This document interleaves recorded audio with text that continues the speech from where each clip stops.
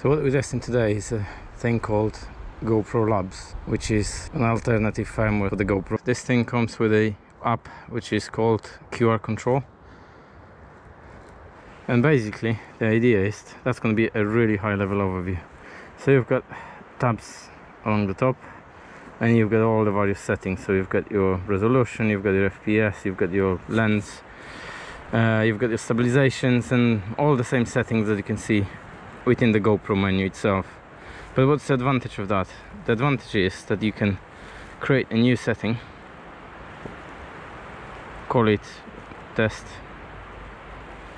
and yeah, that's it. That's all you have to do. Then point your GoPro at this barcode and it will load those settings. So it's brilliant. So no messing with the mount. So I've prepared a few, as you can see. But to the main thing, so I'm not going to go through all of those because they are exactly the same as on your GoPro. What we're interested in is the shutter. And what's the idea here? So we've got various different settings. Obviously auto is same as in GoPro, but this setting is actually not available through the GoPro menu. So that's the key point of upgrading your firmware to the GoPro Labs one. So what that gives you is control over the shutter speed lock. What does it actually mean? So I have it set up on 90 degrees. The setting that is sort of advised for MTB. 360 is the full circle. Divided by 90 is 4. And then you multiply it by the FPS that you're shooting at. So I'm shooting at 60 FPS. So that gives you 240. So basically your shutter speed locks at 1/240. Which means, in theory, that the shutter speed is fast enough to aid stabilization, and that's the whole point. Because if you probably noticed in some of the GoPro videos, when it gets dark, stabilization goes to shit. So it basically stutters and, you know, it's shaky footage. The idea of this is it prevents that. The shutter is controlled still over that value, so it adjusts to the light, but it won't go past a certain value, which is 1/240, like I said in my instance. And yeah, that's what we're testing. Does it actually make a difference, or is it going to be too dark? We'll find out. The rest of the settings as they are, I'll probably put them in the description talking about it. Right, so this next one is going to be a good test, because as you can see, the sun is pretty much on the other side of the hill now, and it's already pretty dark. So first run with a max shutter speed lock.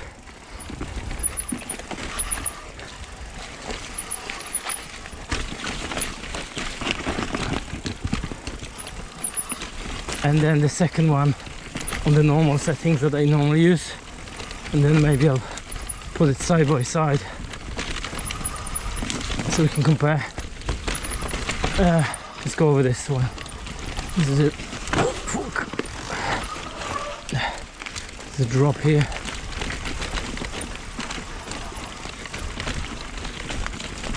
Yeah, this is darker, I think. So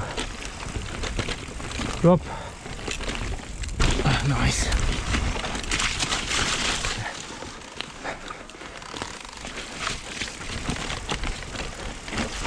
I keep fucking getting this wrong every time. It's that bloody little stump catches me out.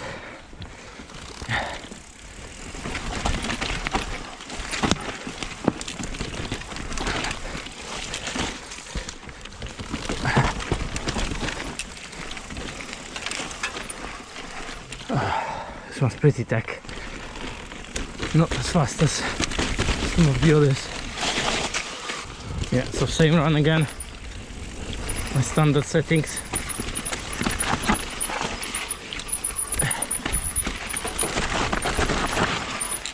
Oh, fucking hell, bloody root.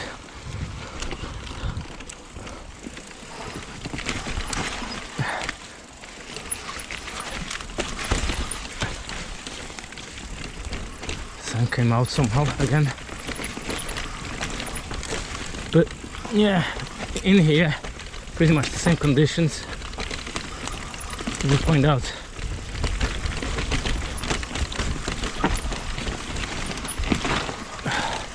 Oh, really, it's a lot better this time.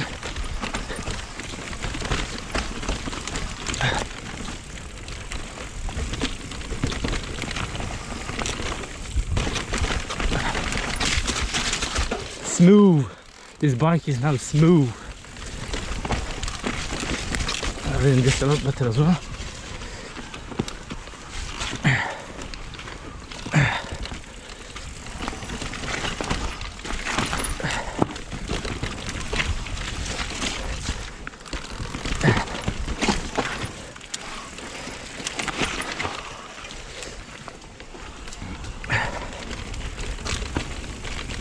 Okay, let's put the two side by side. First thing you probably notice is that the image on the standard settings is darker.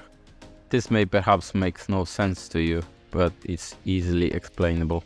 In my normal settings I use the exposure compensation value of negative 0.5, which effectively creates a darker image. I do that because GoPro, generally speaking, overexposes the image, which produces blown out highlights. Using the shutter speed lock setting, however, you cannot control the exposure value and it has to stay at 0, hence the image on the left being darker. The second thing you notice is that the footage on the right is definitely better stabilized.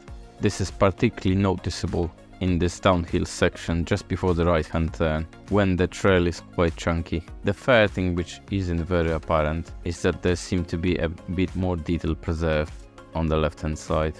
Doing random freeze frames, you seem to be getting slightly sharper images. As GoPros are notoriously bad in the low light conditions, I don't think it makes a massive difference to the overall footage quality. To me, the biggest downside of using the shutter speed lock setting is the fact that you cannot use the EV compensation. I like the more contrasty look, even if it sometimes means a darker image. The blown out highlights generally are looking quite bad. Personally, I will do a few more rides with this setting before I make up my mind. I think for a bright summer sunny day there is actually no point, but if you know up front that you are going to be riding in dense woods, perhaps it makes sense to enable this setting. The beauty of using the GoPro Labs is the easiness of changing the settings without having to touch the GoPro. So this concludes the test, folks. I hope you found it useful and it helped you with your GoPro woes. Please let me know about your low light GoPro experiences in the comments below. Thanks for watching. I'll see you in the next one.